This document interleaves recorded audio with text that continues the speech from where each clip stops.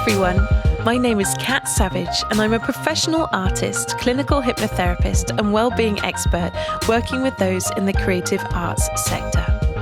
In my line of work, I get to meet some amazing, colourful people, from actors to artists, people who live their lives by their own rules, fueled by passion and determination to bring their unique talents into the world. I wanted to discover what it took for people to leave the usual 9 to 5 and hop on a dream, to capture their bravest moments and share these meaningful conversations with you, so that together we can explore the ideas, emotions and moments that could potentially change our lives too. So let's keep talking, have some fun and enjoy the show.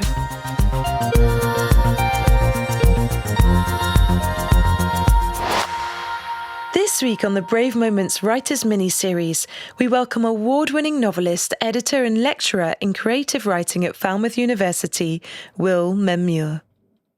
Author of Man Booker-nominated and Observer Best Fiction Prize-winning Book of the Year, The Many, Will also has short fiction published by Nightjar Press, Knee High Theatre and the National Trust, has written for Radio 4's Open Book, The Guardian and The Observer, and his newest novel, Foxfires, is currently lining every best in fiction shelf in our high street bookstores.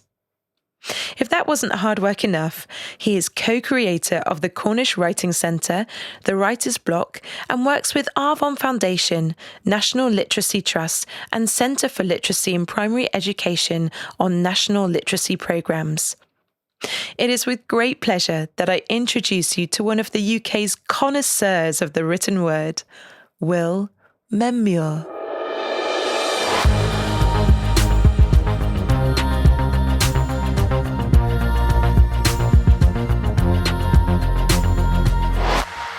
Will Menmuir, welcome to the Brave Moment.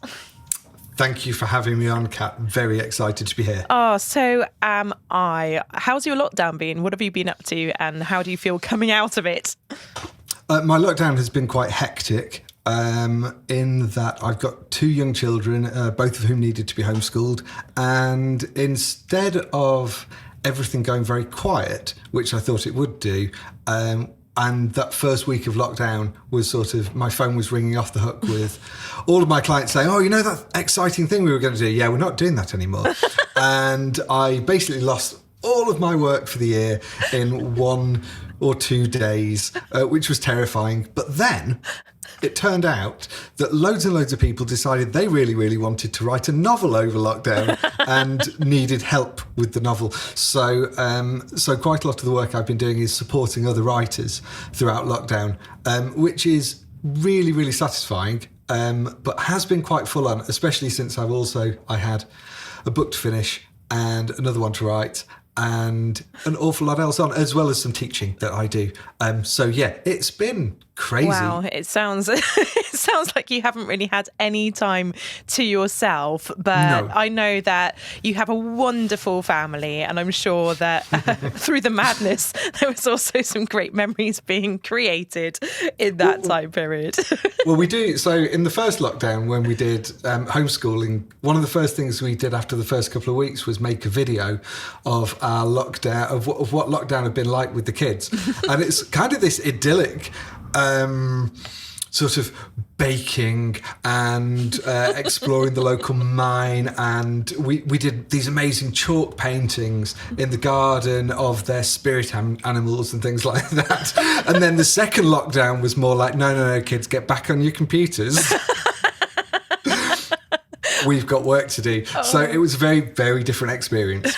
Daily struggles, my friend, daily struggles. Oh, yeah. Talking of parenting and talking of children, you have mentioned, of course, that you are a writer. And I would love to take you back in time, there we go, to your own childhood and talk to you a little bit about your experience with books. So can you remember the first book that you read yourself as a child, and why did you enjoy it? Again, I was quite lucky in that my parents both read to me. I remember they read to me every night. And I remember being read lots and lots of adventure stories, lots and lots of Enid Blyton, Famous Five, Secret Seven, probably some more literary things as well as that. But the ones I remember were just little snapshots of the Famous Five squinting down tunnels. There was always a lot of squinting going on. And that's what I remember most of all about being read to. I read from a very early age, and I think as soon as I could read, that was it for me. I read voraciously, and I'd read anything I could get my hands on. So I do remember my mum had a big box of Enid Blyton books from her childhood, and it included everything from the Famous Five, Secret Seven, Mallory Towers, Girls of St Clair's, and I read all of them. And actually, I do remember, Midnight Feasts with Daryl. As a very very young child, probably desperately wanted to go to girls' boarding school, and yeah, I read anything I could get my hands on. And then we had a library close by, and we used to go every week. And quite soon, the librarians picked up on the fact that I was reading an awful lot, so they gave me extra tickets to get out more books. And I remember dragging these books up and down the hill, to and from home, at least once a week, maybe twice a week. I think they gave me 12 tickets in the end. And I would regularly read all of those 12 books and more each week. And I kind of exhausted the children's library and moved on to the adult library like quite early. And I decided the only way to read the library was A to Z. And so I started on the A's, and I remember probably as a 10, 11-year-old child reaching Virginia Andrews and what was it? Flowers in the Attic. Oh my God, it traumatized me.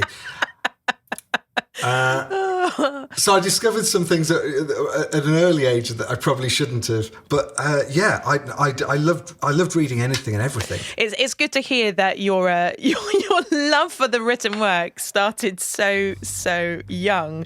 Can you remember what the first book was that you really cherished, that you didn't want to be without, that you used to carry in your backpack everywhere or leave on your bookshelf in pride and place? And what impression did that leave on you? It could be so many books. There is, okay, I'm going to narrow it down to two. One of them was Lord of the Rings, yes, which I read first when I was ill. I was only rarely ill as a child, but I remember one week I was off for a whole week and I really couldn't get out of bed. And I remember having this copy of Lord of the Rings, all the volumes in all the books in the one volume, which was quite a hefty book. And I read it sort of non-stop throughout that week because there was nothing to stop me. I wasn't even getting out of bed unless I had to.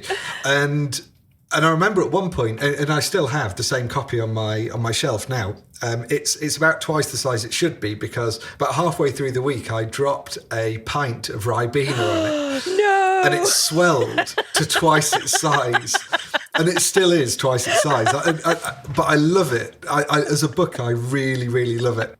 So I was immersed in that. But there was one book, and I didn't expect that this would happen. So Goodnight, Mr. Tom by Michelle Magorian. Brilliant. I remember I got it out from the library, and at that time, me and my brother shared a bedroom, and I had the upper bunk, he had the lower bunk, and I think it was a weekend, and I must have had my breakfast, sat down on my bed to read this book, and that was the last thing I remember, because for the rest of that morning, I was in wartime Britain. I was that child who was being evacuated from London to the countryside, to this grouchy old man for this weird sort of redemptive journey for both of them, for the child and the old man. And the first conscious memory I have after that was finishing the book. And my mum being stood at the bottom of the bed saying, are you okay? You're crying. And I hadn't realised I was crying. I hadn't realised anything. I thought I was still in the Blitz. And it was that moment of complete transportation to another world. And it's not one that I would have expected to have been transported to, because I don't particularly like war stories on the whole. It's not an interest of mine, but it was that moment of realizing what the power of the written word can be. And I thought, well, that's kind of close to magic. And if I could do that for another reader, if I could take someone on a journey out of their head to somewhere completely different, that would be almost like being a magician. And I think more than being a writer, I wanted to be a magician. I wanted to be a wizard, actually. Who didn't? I still do. I still like to be a wizard. So if there is real magic out there, someone please, tell me, and I'll stop writing and I'll start doing magic. But for the moment, writing's about as close as I can get to that. So Good Night, Mr. Tom by Michelle Magorian. And I've read it to, I used to be a teacher, and I've read it to classes. I've read it to year 6 classes, and it's one of my favourite books to read to them, because at some point in that reading, I guarantee that pretty much the whole room, including me, will be in floods of tears. And I think giving children that experience of the power of books is a really, really powerful one. I absolutely agree with that. And I think it's so important nowadays with technology as well. I know that we've got so many ways that people can access reading or, listening to audiobooks, etc. But physically having a book in your hand and having that experience of transportation, it's almost being lost. And I heard something on Radio 4 the other day that broke my heart. And it was all to do with children's libraries and how they're not being replenished. And basically all of these primary schools are losing their libraries because there's no interest in books anymore. And it made me, I was in the car and I genuinely paused in the car for breath. I couldn't imagine my childhood without books in it and having that ability to escape, because for me as a child, it was really, really important to have that headspace, to be able to feel like I was in control of something that maybe when my life was out of control, I could feel safe in. And I think that's one of the magic, you talk about magic, one of the magical qualities of reading is that transportation, is that whisking away from your reality into another. And I can't remember who it was. I think it might have been Neil Gaiman. When asked, why does he write? He said, well, when else do you get to play God to your own creation? And that was sort of a really powerful sentiment in my mind. I was thinking, yeah, that's true. If you write, you create complete and utter worlds. And I think you are a wizard, Will. Absolutely, especially when it comes to your new book, which we'll talk about later on. So talking of school and being in that headspace, what were you like as a school kid? And what sort of music did you enjoy? Who inspired you back then? And was writing even a feature in your life at that point, or were you just an avid book reader? I suppose it depends which school we're talking about. So at primary school, I was an avid book reader. I was an avid writer. I was the child who carried around several books in his bag. You still do, don't you, Will? I still do. I am still the child who carries the books around in a bag and a notebook. I've just in case I needed to scribble something down. But then everything changed when I went to secondary school. When it wasn't a school where reading was particularly valued, I didn't feel.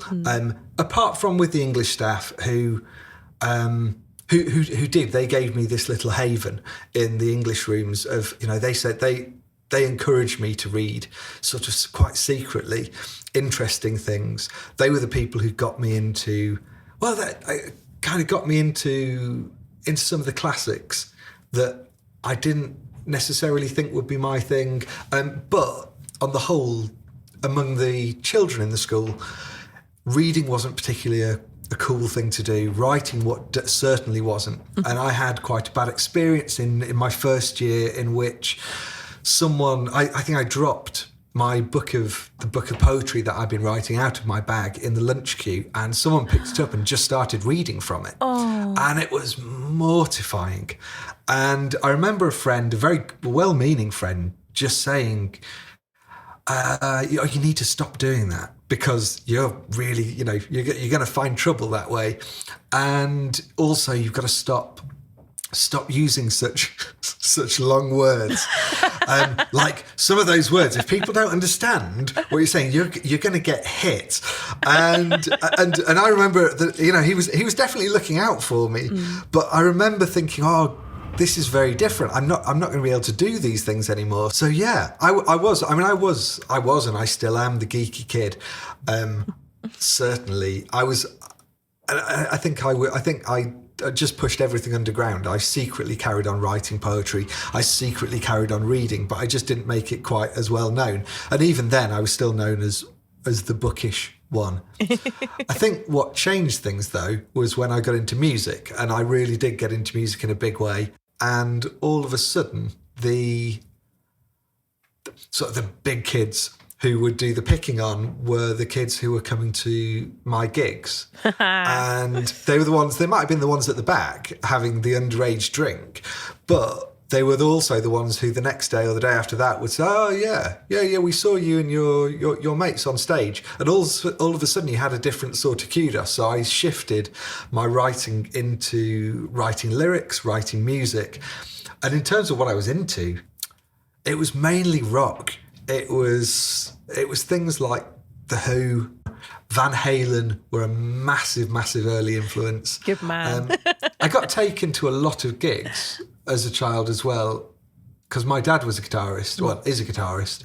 He was a guitarist in a rock and roll band. And so either he'd take me to see local bands play, or we'd go to his gigs at the social club and sit on the amps at the back, and then later we'd dep for, you know, if the bassist was ill or couldn't make it or whatever, I'd stand in, and my friend Kieran would come and play drums. So we really got into music in a massive way, and obviously that's something that stayed with me. Well, stays with me now. So music was huge. I'm just so curious about that avenue, because Tim, my husband, when I asked him, I was like, is there anything that I should know about Will before I interview him? And I know that he's a very good friend of yours.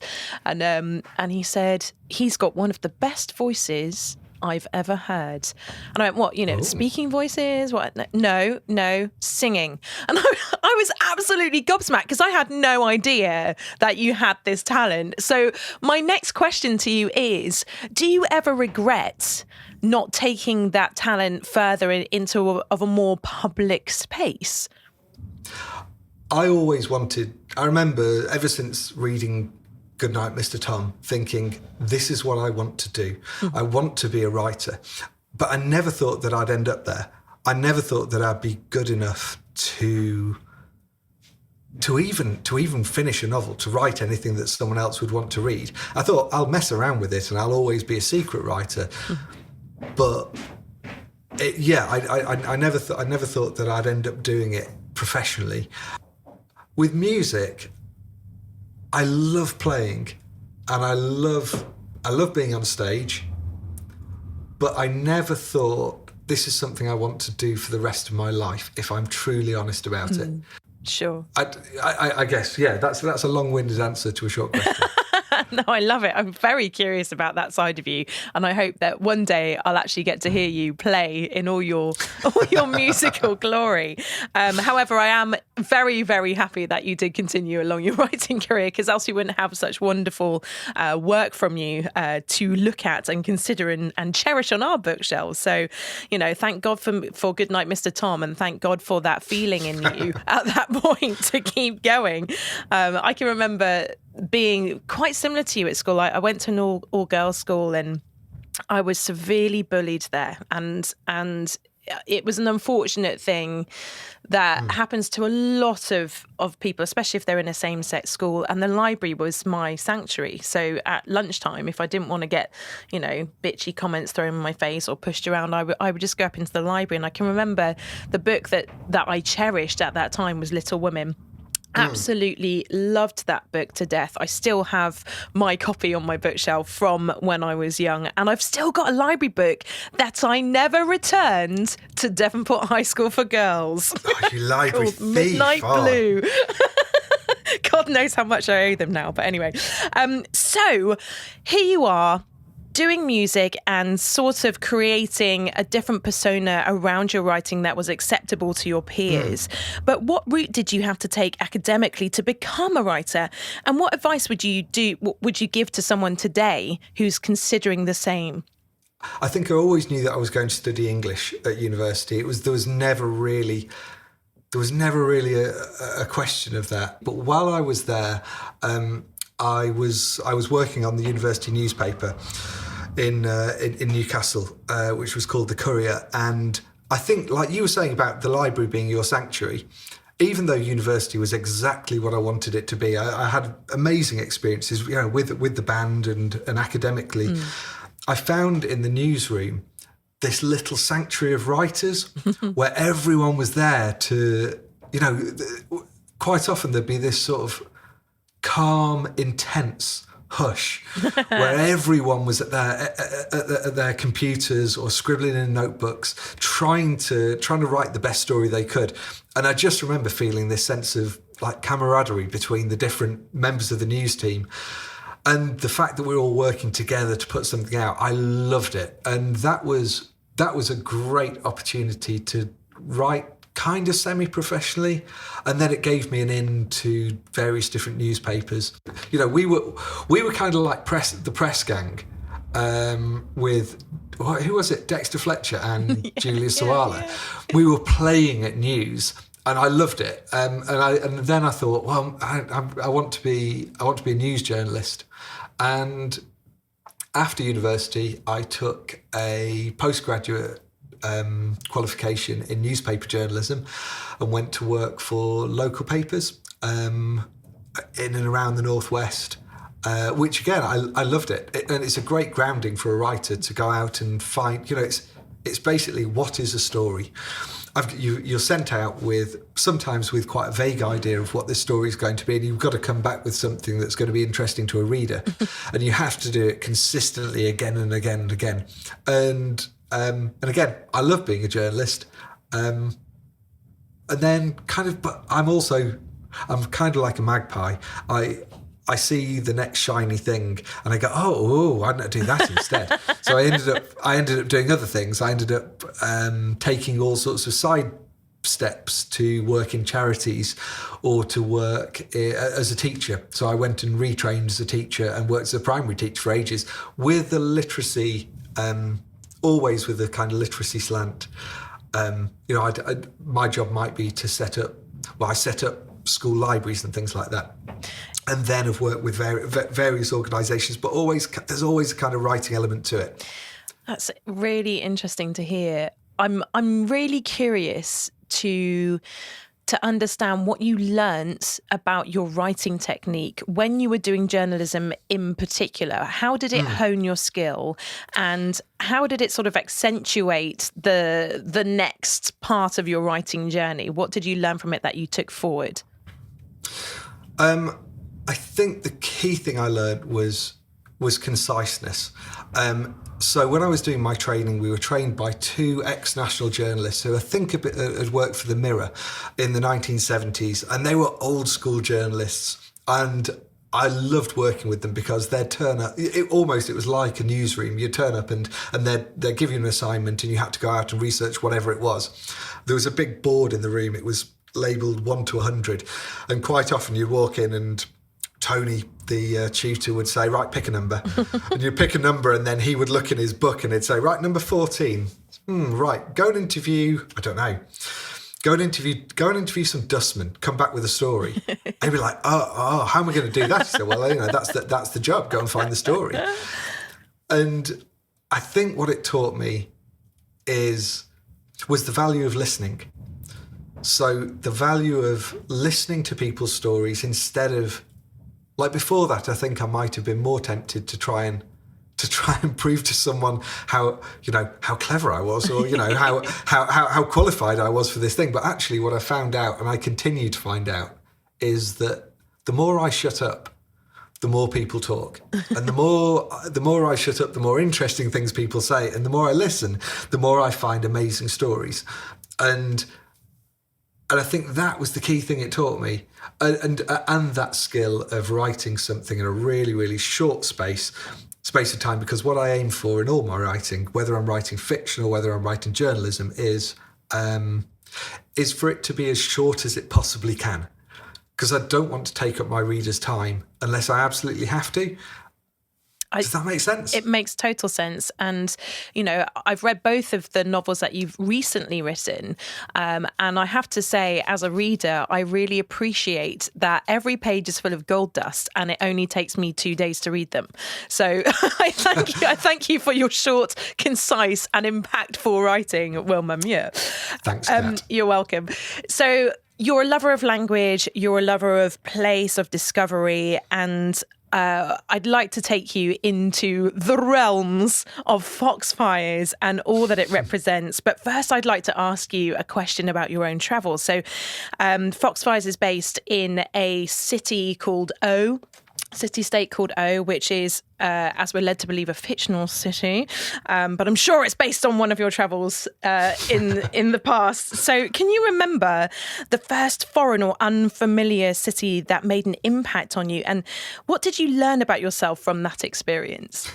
I don't know. Yeah, there could be so many. I think the one that springs to mind was landing for the first time in Istanbul. And I'd never been to Turkey before. We arrived when, and again, I'm not a football fan, but there was a lot of football on, and there was the Manchester United were playing a Turkish team, Fenerbahce. Wow, how do I remember that? That's done. Weird.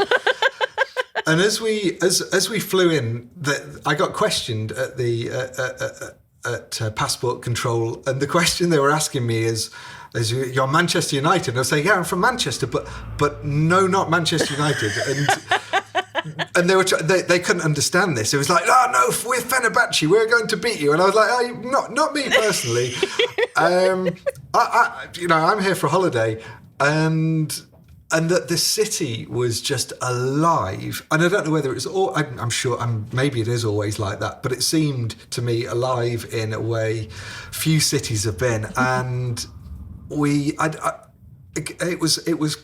I suppose I got a bit of culture shock in that I wasn't expecting so much light and sound and people in your face the whole time, and also sort of this. I found the hospitality quite overwhelming. So we're going to a restaurant, and the owner would come and sit down with us. He'd talk to us about the food. He'd make sure, and at the end of the meal, he'd bring us all sorts of things because we'd never been to his city before, and he wanted to show us the best of his city. And I remember at the end of the first meal we had, he said, "I'll bring you a sweet. This is my treat. I want to show you the best of Istanbul."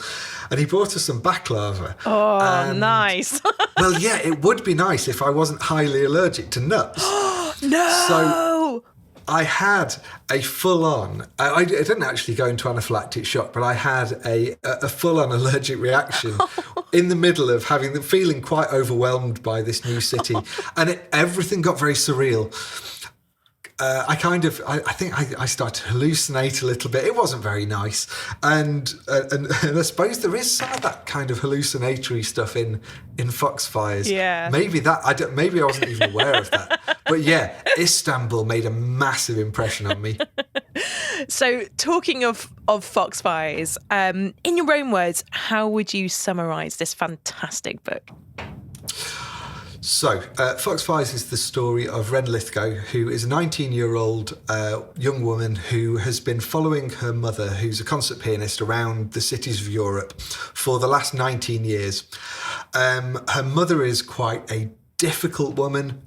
She's a kind of a prima donna pianist, lauded and loved across the continent. And the reason that returning to O is particularly important for Ren is because it was the city in which she was conceived, and she's never been because the borders have been shut for these 19 years. It's just they return just as the borders are opening, and Ren decides that what she's going to do is to find the father that she doesn't know. Her mother won't speak about him. She doesn't know his name. She knows almost nothing about him apart from she's got one photograph, and she's secretly been thinking about this for years and years. So when she arrives in O, she decides she's going to leave her mother and search for this father that she's never known. I think more than that, it's about concepts of home. It's about concepts of being an insider or being an outsider and what that means. Where it started actually was the EU referendum, which was happening just as I was starting to write the book. And I was very much thinking about my relationship with different parts of Europe, and especially places that I have loved. And so in a way, overall, the book is kind of like a love letter to Europe. Oh, I love that. I can really see it. And like I said, as I was reading the book, I was drawn back to memories of when I was in Amsterdam. I was drawn back to memories of France. There were so many European references that unless you've been to Europe, you may not quite understand. One of the aspects which I particularly loved was the light, which plays a massive part within the book. It's almost its own character in a way. And especially when Ren is in the library for the first time, and she describes the light through the windows, or the narrator does, I was just there. I was in that space. I want to talk more about this concept that you were just talking about belonging to a city and stuff. So, when Ren arrives with her mother into the city of O, like you said, she makes it her mission to go and find her answers out about her father. But it seems like, as you're reading it, it seems as if the more she gets somewhere, the more lost she becomes, and the more the city sort of dilutes her into itself, until eventually she's sort of completely lost to it, and she becomes a symbol for the city itself at one point. So was this an intentional idea? Was it based on something metaphorical that you've been through yourself when visiting a city, or was that something that was born out of creating another aspect of the book? I didn't realise I was writing, like I said about this love letter to Europe. I didn't realise that's what I was doing when I was writing it. It wasn't necessarily what I was thinking about. And I don't know. For me, writing is more like I'm trying to uncover the story, and it kind of takes the path it has to take. So yeah, I do recognise that all that stuff's there, but it's not necessarily a conscious thing.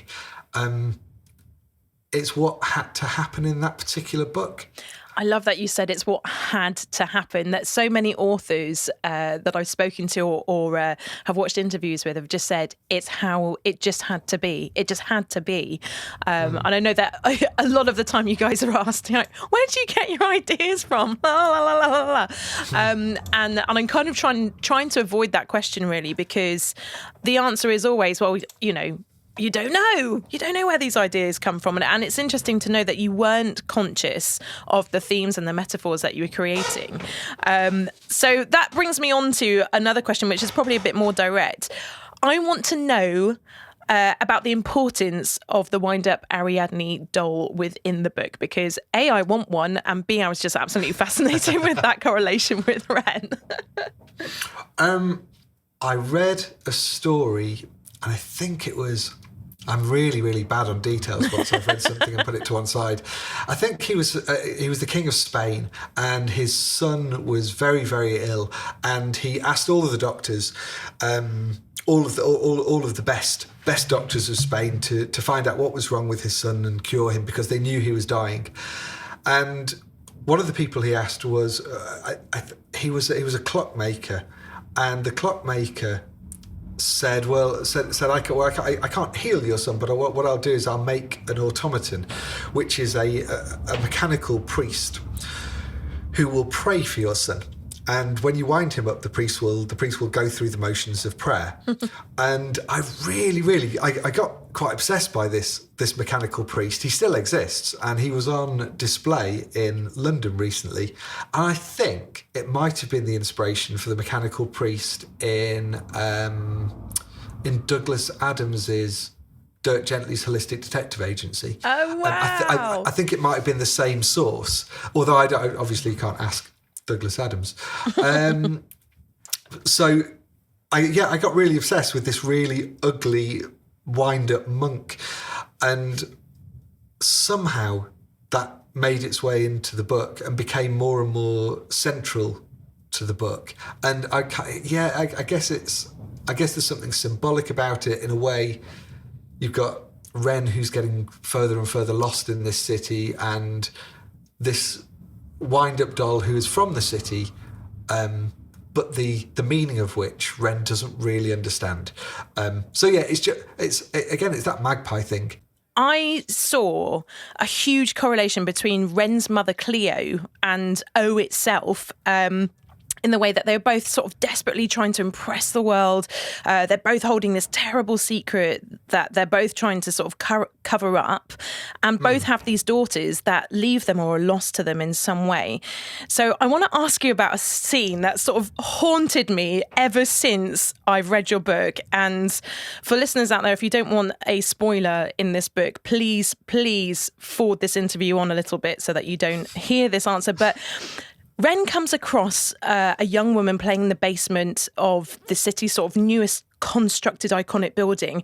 And I want to know who she was. Was she Ariadne? Was she a reflection of Cleo being crushed by the weight of the city and her own sort of past decisions? Was it Ren's future self? Was it a warning? Who was she, Will? Who was she? It's been doing my head in ever since. So, I don't know. I suppose she's lots of different things. She's symbolic of the vulnerability of the artist, perhaps, because I wanted her to come across as someone who doesn't quite realise how much danger she's in. And she's kind of been subsumed by the city, and she doesn't realise her own vulnerability. And I think that's what I wanted Ren to see in her, was this, not just her vulnerability, but her mother's vulnerability. And so there is a parallel between the woman in the basement and Cleo. In a much earlier version, I think I had that woman at the piano as being Cleo, or at least she could be mistaken for Cleo. But then it didn't really fit the structure of the story, and I realised she was someone quite different. But yeah, there is a connection between the two, and I think it had to be a pianist because Ren would react in the way so that strongly she did, to a pianist, and she does have a very, very strong visceral response to that. Yeah, I'm drawn, as you're saying this, I'm drawn to sort of the regulation of the City O state, CCTV and all of that stuff that gets mentioned quite heavily in the book. You've got the posters that say, "We see you," up and around all the rest of it, even to the point where Ren is drawn into a storyline where, you know, she doesn't know who she can trust anymore. How did you sort of research your information around the spying, the CCTV aspect? Why was it important for the book? And what inspired this element of the city's supervision and the "We See You" message on the posters? Why was that such a big theme?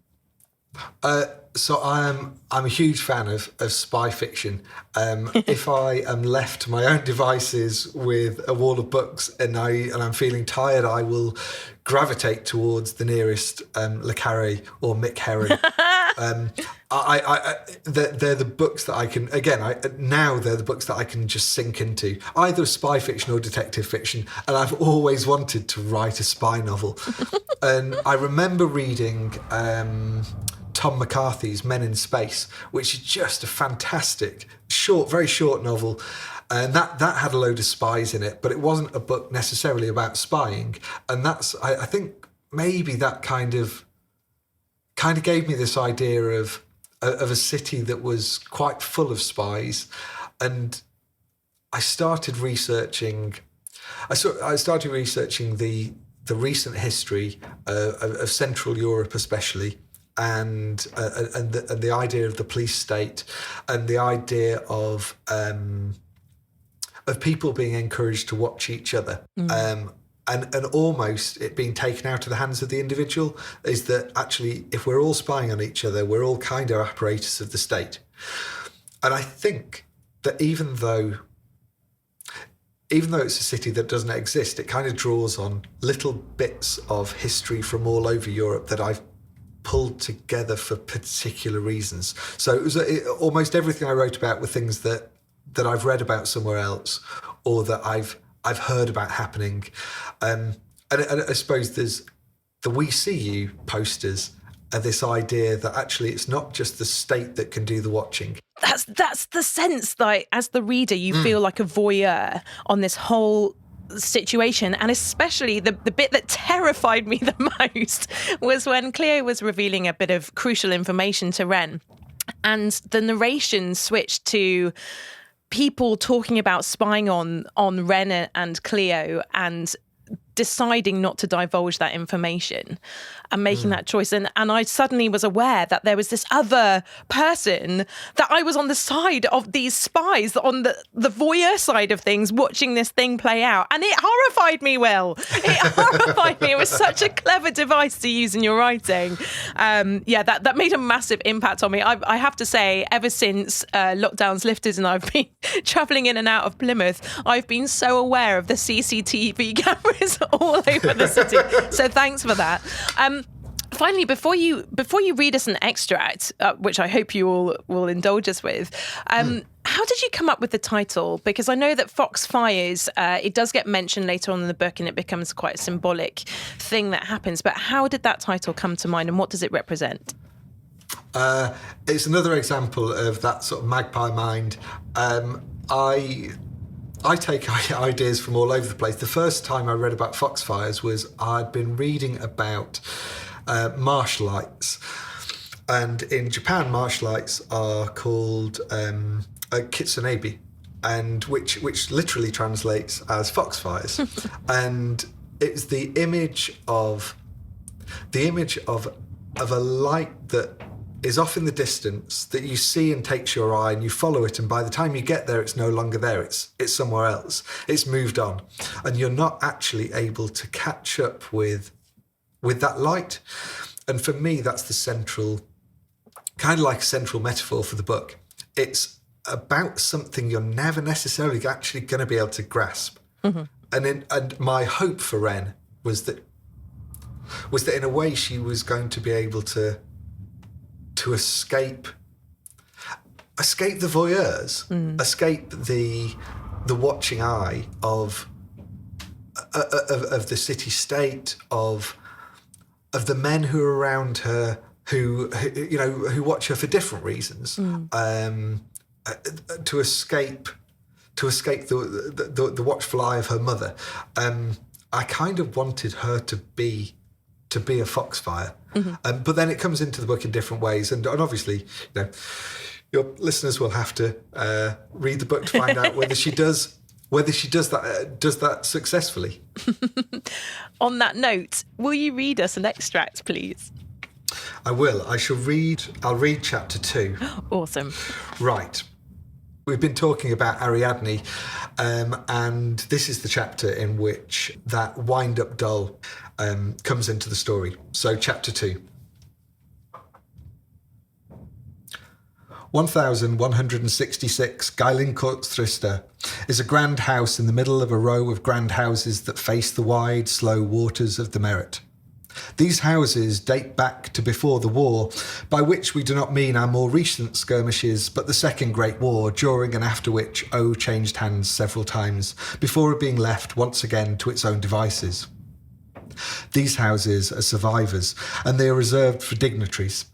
Most of them have sat empty in recent years, and in the week before Ren and Cleo arrive, the rooms are aired. Layers of dust removed from the windowsills and the kitchen surfaces, and various bugs and recording devices checked. Standard practice. Ren observes her mother trying not to be impressed, though even in the darkness the house is more imposing and impressive than their apartment in Berlin. Cleo's agent, she knows, will have demanded the best. She appears to have come up trumps here. It's almost a pity, Ren thinks. The driver carries the bags to the door. He is hurrying now. His air of insouciance has evaporated, and he has become brisk, though not so brisk that he does not wait for a tip to appear. Maybe 15 minutes after they close the door behind them, Ren hears the curfew bell ring. Cleo takes herself straight to bed. She times her pills to perfection, and even as she arrives, Ren can see her head lolling a little as the sedative takes effect. The beds, she knows, will already be, as per instructions, made.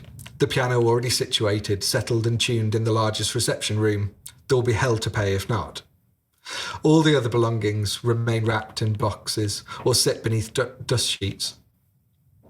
Wren is wired from the journey and from the knowledge that she is finally here. Her many years of imagining this place have reached their conclusion. She cannot work out quite how she feels. There are too many emotions jostling for space inside her. The house is too quiet. There is no traffic noise, no sound of ancient plumbing booming in the walls as there was in the Berlin apartment. There are no curtains at the windows yet either, and the thick blanket-like quality of the dark beyond them unsettles her. It feels unnatural to be in a city and for there not to be light, movement, a constant background hum. Though she can only see her own reflection in the front room window, she feels she is being observed from outside and retreats. She opens her bag, the one she packed on the bed of the apartment in Potsdamer Platz. The first thing she unwraps is the object in the silk scarf, and she lays the small articulated figure of a girl in a grey hooded coat on the bed cover. This toy has been with her since she turned 12. On the night of Wren's 12th birthday, Cleo had returned home late, long after the concert hall had shut its doors. Wren had listened as she crashed about in the kitchen. When Cleo appeared at her door, Wren watched her through almost closed eyes. She could see by the way her mother propped herself in the doorway that she was drunk. She was holding a small bundle, which she threw onto Wren's bed before leaving, and when she was gone, Wren near as leapt up to see what it was. It was wrapped in a silk scarf of the sort her mother often wore, and she unwrapped the package on the bed as carefully as any archaeologist might unwind a mummy from a tomb of a pharaoh.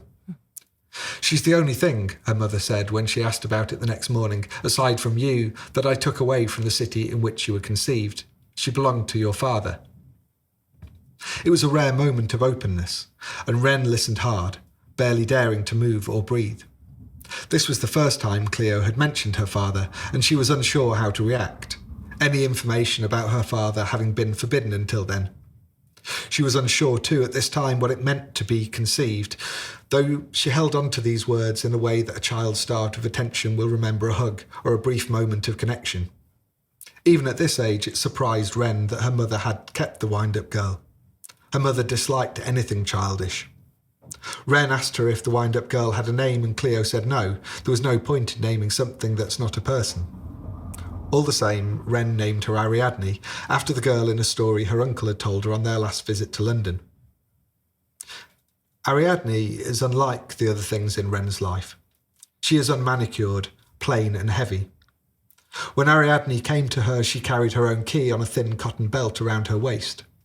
Her keyhole is accessed through a slit in the side of her grey coat. Ariadne wears a robe with a hood that can be pulled up over her head and which, when it is raised, masks her face entirely. On her underside, she has several tiny wheels. Beneath her robe, her wooden body has been polished smooth by the touch of countless hands. There is a case around a hidden mechanism, and she feels far heavier than she looks. Wren picks her up from the bed cover and holds her for a minute. This is part of a ritual she has perfected over a long time. Ariadne has an unusual weight, as though she is dense in a way that is somehow too great for her small frame. Her face is serious, the small line of her mouth, a tight half smile. Sometimes Cleo would leave her on her own for days at a time. She never explained where she was going, and she sent Wren no messages as to when she would be back. Wren learnt to live off what little money was in the wooden box or on the credit they had in various shops where her mother was well known. When Cleo returned from these absences, it was often with armfuls of gifts, things that Wren neither wanted nor understood, and promises that Cleo would never leave her daughter alone again in a strange city. Other times, Cleo returned empty-handed and locked herself in a room. In some ways, this was worse than when she was not there, a worse kind of alone. Cleo referred to her variously as her precious, her everything, and her burden, and the feeling Wren was left with as she grew older was that she was loved at times, tolerated at others, and always costly. That's fantastic. Oh, it makes me want to read it again. Just in case people are just jumping on their seats right now and wanting to buy it, where can they find this wonderful book? You can find it in all the usual places. It is available in all the online bookshops. It is available from your local independent bookshop. which is where I would recommend that you got it, or from Salt Publishing directly. Yeah, it should be available wherever you want to find it. So Ren, we know from this aspect at this reading, is a very, very brave girl, and she has to deal with many things in her life that toughen her and strengthen her. So I want to know, Will, what has been your bravest moment so far in your life, be that physically, spiritually or mentally, and how have you evolved as a person or changed your values as a result? My bravest moment probably was the moment when I gave up a full-time job that I wasn't in any way enjoying, but which provided me with quite a degree of security and comfort, and decided that I was going to go for it as a writer and see what happened. I knew that I wanted to write a novel, but I also knew that I wanted to work for myself and to do the things that I thought were important. And it happened at the moment when I had 2 very young children, so it wasn't the best time to do it necessarily. And it was a leap. It was kind of a leap of faith that it would work. And I remember in that first week after I made the decision, thinking, I'm never going to work ever again. No one will employ me. Anything I write will be terrible and it won't go anywhere. and having this moment of utter terror, and luckily, since then, yes, I'm not going to say it's all been smooth sailing, but I am so pleased that I made that leap. So yeah. Do you think that because you made that leap, you had to succeed at what you were doing? Yeah, I didn't give myself a safety net in that sense. I didn't necessarily do all the sensible things that you would want to do before giving up a really well-paid job, like saving up a load of money just in case. No, I didn't do any of those sensible things. But I think that committing to it, rather than saying, well, I'll do a bit of it. I'll do, 15 minutes, 20 minutes a day, a couple of times a week, wasn't really committing myself to it fully. So yeah, it felt really important to fully commit, at least for a period of time. When you feel challenged in this new life of yours, what motivates you to keep going? What keeps you at that writing desk? And what advice would you give to other people that are considering doing the same thing? What keeps me motivated? I think if you're going to go almost like go it alone, which is effectively what a writer does at the beginning. I mean, now there are other people around me. There's an agent, there are editors involved, there are publishing houses who do masses to support me, as well as other writers. At the beginning, it was very much me going it alone, and I think the most important thing that I learned was that in any book that I write, there's going to be a point where I lose hope in it, where I kind of think, this is no good. This is really no good, and I ought to stop now because I don't know what I'm doing. And I think what I've learned, and I don't know, I think you've got to learn it again each time, is that you kind of got to push through that, and you've got to keep on turning up. Whether or not it's going well, is just turn up and push on through, regardless of whether you believe in it anymore. So with this book, with Foxfires, I'm so proud of the way it's come out. I'm really, really pleased with it as a book. But there was a time when I was writing it when I wrote to my friend Liz, who's a writer who lives in Copenhagen, who said, look, that's it. I'm not going to do this anymore. I'm going to go and do something totally different. And she just sent me back the most lovely advice. And in fact, it's so important that I put it in the acknowledgements at the end. She wrote back to me, you might lose all hope or belief in the project, but you can still turn up for the manuscript. You can still turn up every day and just be with it, just do something with it to push it forwards. And I'll need to discuss it. I'll need to discover this same thing in the next book. Again, is that when you push through that, you end up making the difficult choices. So I ended up cutting a whole load of the book that I'd written. I cut a whole character out. I changed the perspective. I changed the tense of the whole book, and had to make this radical change from what I was pretty sure it was. And then it became the book that I'm really happy with. But I had to push through that really, really difficult patch. I don't know whether the same's true of doing anything. Like, I don't know whether, like, obviously you as a recording artist, I don't know whether you get to a point in recording an album or a single where you think, oh, this is just no good, but you have to push through it. I don't know. Yeah, I really resonate with that. And I'm sure a lot of people out there will be resonating with that right now, especially if they're into painting and things like that. I know it's been said a lot by our, painting artists out there that there comes a point where you just want to give up. You just so... You almost have to walk away from it for a few days just to get a new perspective on it, because it just feels as if it's in control of you and you're not in control of it anymore, and it becomes this overwhelming thing. But like you said, if you just push on, even if it's just sitting down in front of it and reading it and then coming back and doing the same thing the next day and the next until something clicks, it's so worth it in the end, isn't it? And I mean your book is absolute testament to that. So I want to ask, what's been one of your proudest moments from this whole career change? What sticks out in your mind? I suppose there's the moment. There are a couple of moments. One of them was I'd pretty much written my first book, and it was I had a basic draft, and it was when I was doing a master's in creative writing at the time, which I felt I needed to do for the discipline.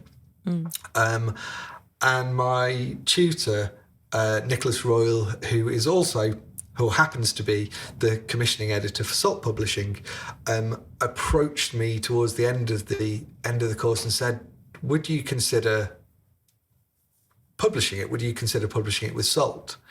And it was something that I wrote that first book purely for me.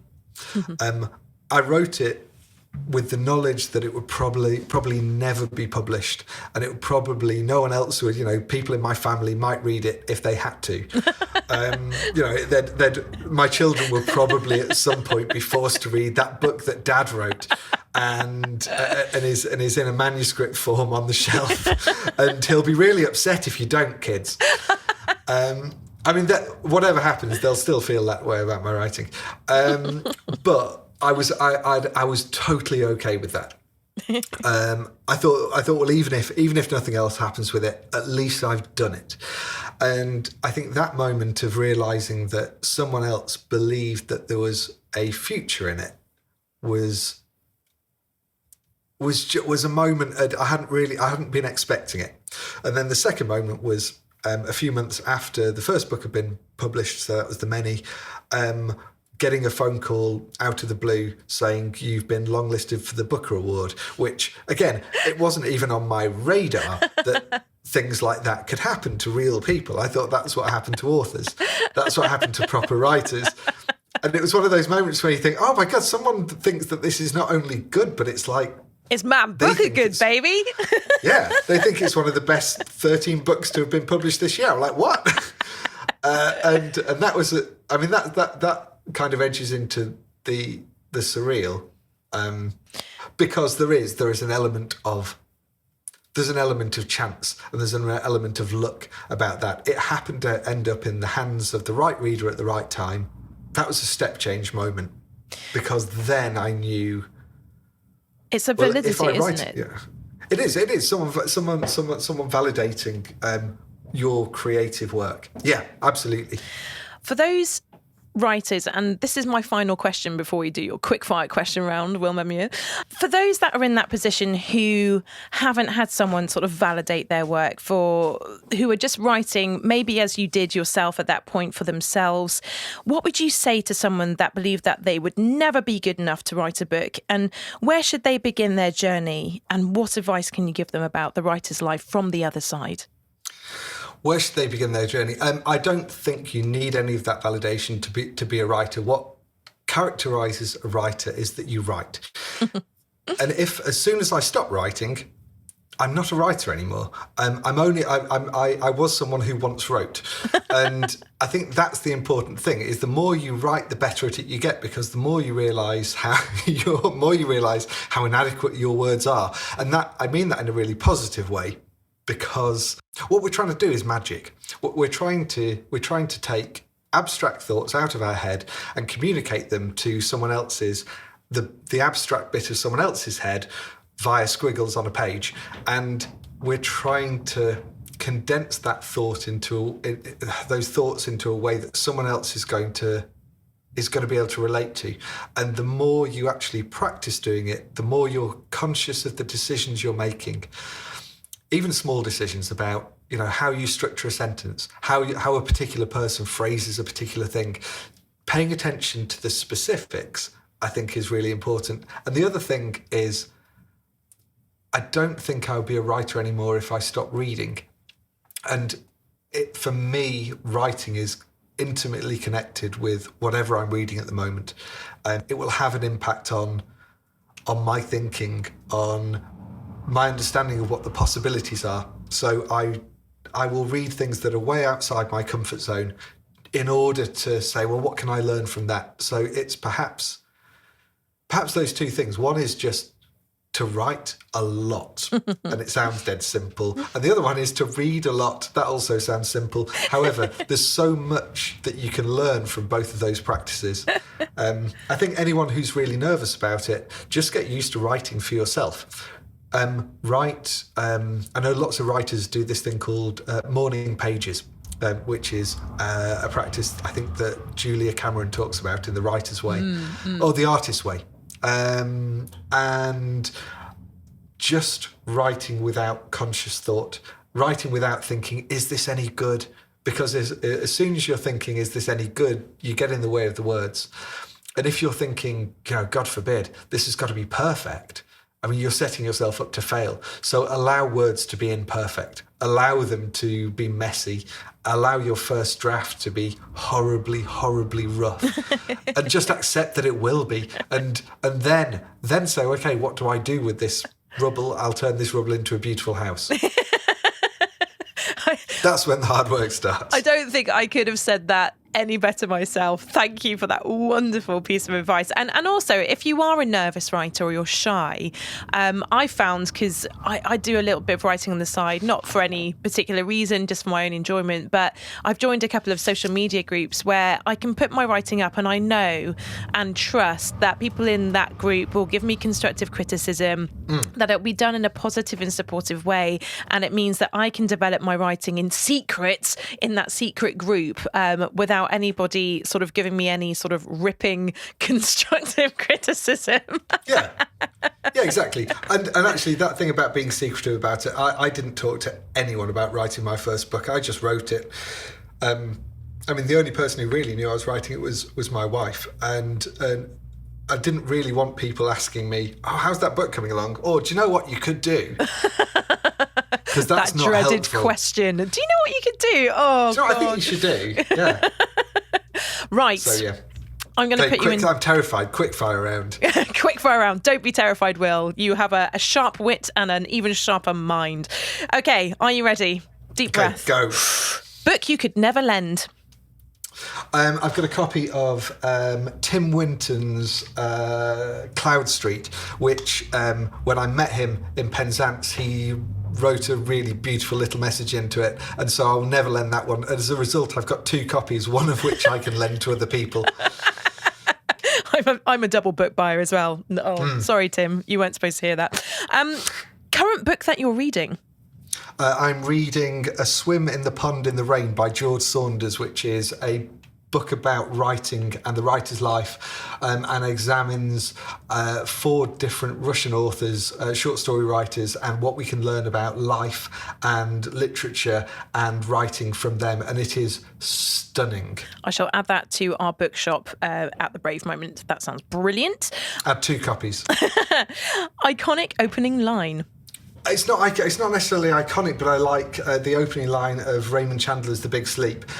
It was about 11 o'clock in the morning, mid-October, with the sun not shining and a look of hard, wet rain in the clearness of the foothills. Oh, that's magical. And it breaks all sorts of rules about opening with weather, but it's clear and declarative, and I like it. Computer or notebook and pen? First notebook and pen, and then computer. Epic fail. Epic fail. God, so many epic fails.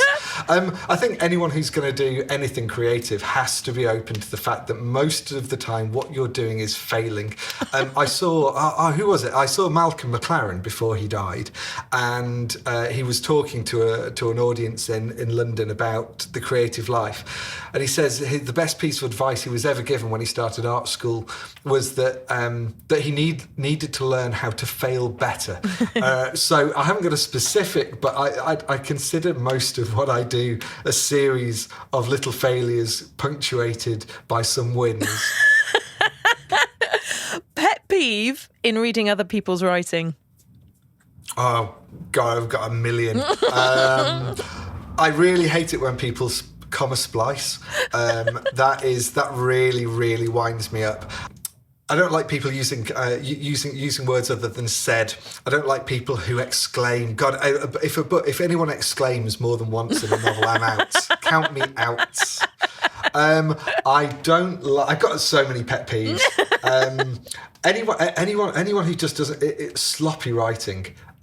Sloppy writing that repeats itself or that doesn't trust the reader to be intelligent. If I feel like I'm being talked down to, I'm out. I'm a harsh reader, Kat.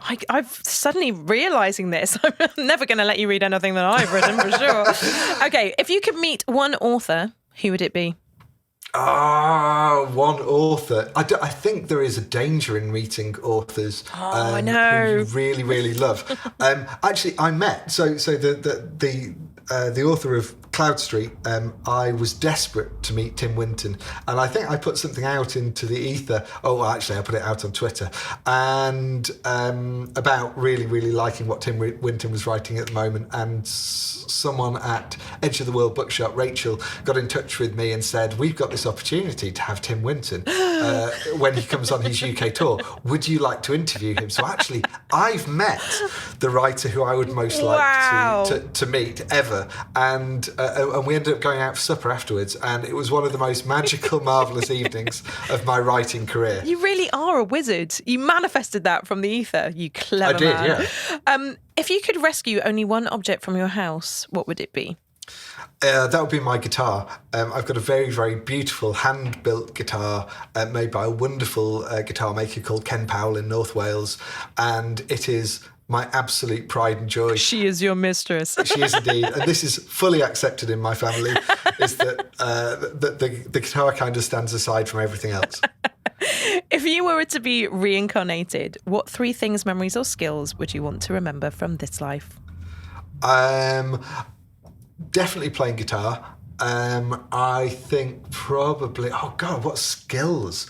Can I remember other people's skills? I'd like to Sure. I'd like to remember someone else's skill at playing piano. That'd be amazing. So yeah, I'll have my guitar playing, maybe added with a little bit of John Renbourn's. I'll have, oh God, Marta Argeric's piano skills, and maybe something sporty, because I'm not particularly sporty, so I'll have someone else's. I'll have Michael Phelps's swimming ability. So I'm going to just steal other people's abilities and port them into my next life, please, Kat. Oh, that's the best answer I think I've ever got. Oh, God, right, I'm recovering myself. Okay, if there was... I'm really excited for this answer now. If there was a zombie apocalypse, what would you use as a weapon and where would you hide? So this is something that occupies my thoughts quite a lot as a writer, because I spend quite a lot of time on my own, and therefore you start thinking what would happen in the zombie apocalypse. Right, so I have got an answer already made for this. It would be a yacht. I would escape on a yacht, because then I don't think zombies can sail. I've never seen a zombie swim. Yeah. Exactly. So I'm going to have a yacht, and I'm going to have I don't know, either a really, really long boat hook. So that if I did come across, I'd just poke him away. Or, I don't know, like a little harpoon or something. Ooh, not a pen, being that it's mightier than the sword. See what I did there? It's not unless it's a really, really sharp pen. Fountain pen. Exactly. And a James Bond type pen, maybe a James Bond type pen would be useful. But but harpoon's no good, because if there are loads of zombies and you've only got a few harpoons, what? Boat hook, massive boat hook. Nice choice. Good. Finally, if you could meet your 100-year-old self, what advice would he give you about going forward? Stay off Twitter. I think that's just a mic drop moment right there. Yeah, that's it. It's like that is a waste of time, man. Because he's kind of turned a bit hippie-ish, and he'd be like, you would have written like 20 more books in the time that you spent scrolling through other people's inane comments, and then thinking, oh, do you know what, I'm going to say something really witty back to that person. Will Menmuir, you've survived your quickfire question round, and you get the solitary clap. Here it comes. Thanks, Kat. It's been such a pleasure interviewing you today. And I've got one final question before you give us your social handles and, just remind us where we can buy your wonderful books. What advice would you give to the world right now as we come out of this pandemic? Just be kind. Be kind to each other. It really is what matters. I think I worry that we're heading into an increasingly intolerant phase of society in which maybe telling the truth isn't valued as highly as it might be, in which kindness is not necessarily rewarded in the way that it should be. And I think regardless of whether other people think that the truth matters, the truth still matters. And regardless of whether kindness is rewarded, just be kind. Just for its own sake. It makes you feel better. It makes other people feel better. And I think lots of people are struggling at the moment, and which makes both of those things more important. So yeah, it's the obvious answer. Oh, thank you so much, Will. So for those out there who have been inspired by your life story and your wonderful books, where can they find you on social media? Twitter, and where can they buy your books? Just a little reminder. So I haven't yet taken the advice of my 100-year-old self, and you will often find me on Twitter at Will Menmuir, all one word. I'm also on Instagram at Will Menmuir, all one word. You can find my books at every good bookshop. Buy them from your local independent shop. Yes. They've been suffering in the last few months and years. Go and get them from a real person, and you might come away with a whole handful of books, which is what I do whenever I go into my bookshop. And you will feel good that you've got some wonderful books. They will feel good that they've got some money and that they've sold some wonderful books. So go and do that now. Thank you so much, Will, for giving us your time today, and good luck with your future projects. Oh, thank you so much for having me on, Kat. It has been a pleasure. Will is and will always be one of my favourite writers for the simple reason that he has the rare ability to extract gold from pages of work and literally weaves us a magic carpet of a book to ride on. I am so glad that his friend gave him the advice to keep showing up, no matter how overwhelming or challenging the process. We can all learn from that. Half the reason why we fail is because it is far easier to give up than to keep going. Take this podcast, for instance. Sometimes, when the listener figures are down one week, all the hard work seems as if it is going to waste. But then I remember it's never about the outcome. It's about that private journey we all take to extract a dream or story from one realm and birth it into another. It's never an easy job, But if it was, I don't think any creative person would bother. The finished result is always worth it because you know what it took to create it. Another petal of wisdom from Will is to write your story for you with no agenda other than to know your story exists on paper.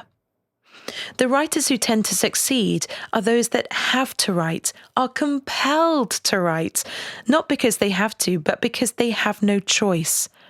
It isn't about the success, but about the creation process itself. Every author I have ever interviewed tells us that in order to become a writer, one must first write.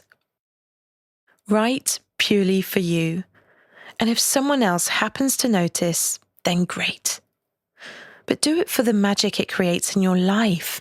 If you're a writer, you are a weaver of worlds, a mighty magician capable of teasing imagination into sentences and people's thoughts into dreams. The pen is your metaphorical wand. Finally, Will mentions that in order to find the story, it pays to listen. In his journalistic work, finding the heart behind a seemingly mundane subject matter requires great active listening skills. He found that when he listened, people talked more than usual, allowing him to mine the conversation for the bigger story, the finer picture, and the emotion at the heart of it. So, to summarize, show up. Write for you before anyone or anything else. Sharpen your listening skills, and remember that in your hand you hold the wand of a potentially very powerful wizard capable of creating worlds from your mere imagination. Here is your writer's exercise for today. From Hal Elrod's book Morning Pages and demonstrated in The Artist's Way by Julia Cameron, grab yourself a pen and paper. Take a deep breath and begin to write what's on your mind. It may be that you've just had lunch and you write, "I've just had lunch." Wherever you begin the thought journey, it doesn't matter what you write. This is an exercise to free up space in that brain of yours. Think of it like clearing data from your electronic devices. The main point is to keep the flow without judgment or outcome. Just clear that space. After a while, a weird thing begins to happen. You get to what's really on your mind. The sentences hold a little more weight, and you may find that some ideas start to pop and fizz now that surface thought has been cleared. It's a great way to focus the mind before getting on with your day, hence why it is called Morning Pages.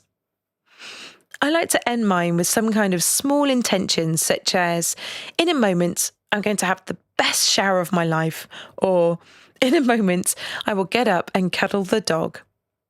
I don't know why. It just seems like a nice way to close what is essentially an open conversation with yourself. I know a friend of mine likes to sign it or draw a line underneath it. It's cool because once you allow yourself to begin an exercise, it is very hard to leave it.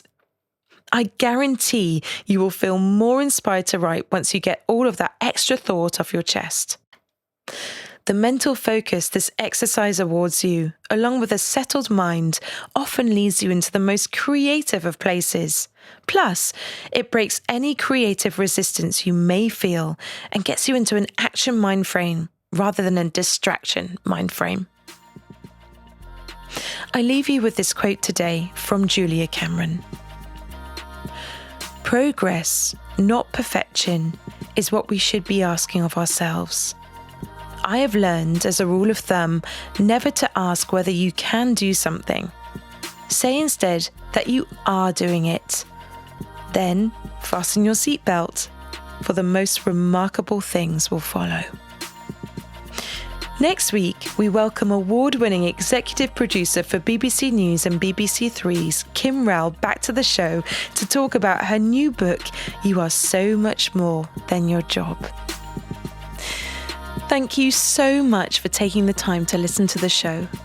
If you have a spare moment now, please like, subscribe, and tell me your thoughts in a review on Apple Podcasts, which will really help other people like yourself to find the show. Of course, you can also share the show with your friends by following us at the Brave Moment Podcast on Facebook, Instagram, and YouTube, or on Twitter at Moment Brave, or just follow the Linktree on all of our social media platforms. It's been so wonderful to have you all here with me again. Please get in touch with your own stories, and remember, your brave moment starts now.